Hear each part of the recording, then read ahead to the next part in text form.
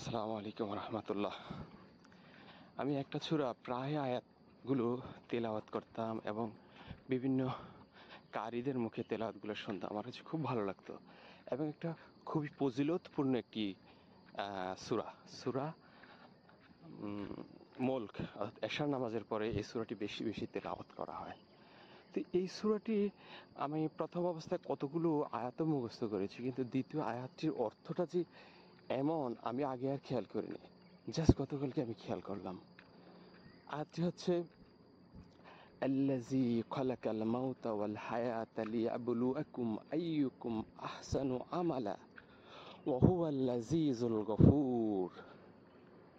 বলতেছে যে দুনিয়ার জীবনে কর্মে কে উত্তম তা পরীক্ষা করার জন্য শুধুমাত্র এ দুনিয়ার জিন্দেগিতে হায়াত এবং মৃত্যু দিয়েছেন, এবং তিনি পরাক্রমশালী ও ক্ষমাশীল। তাহলে দেখেন, এখানে আল্লাহ তাআলা বলতেছে শুধুমাত্র পরীক্ষা করার জন্য এই দুনিয়ার জিন্দেগি দিয়েছি, অথচ আমরা এই দুনিয়ার জিন্দেগিটাকে মনে করতেছি যে এটাই শুরু, এটাই শেষ, এখানে যা বক্ষণ করার, যা উপার্জন করা করে নেই। মানুষের সাথে ঝগড়া বিবাদ, মানুষের হক নষ্ট করা, অঢেল সম্পত্তি উপার্জন করা, কোটিপতি হওয়া, শিল্পপতি হওয়া, নিজেকে একেবারে আকাশচুম্বী জায়গায় নিয়ে যাওয়া অর্থনৈতিক দিক দিয়ে, এগুলা করতে গিয়ে যে কতটুকু ত্যাগ তিতিক্ষা করতেছে, সে জীবনটাকে শেষ করে দিচ্ছে।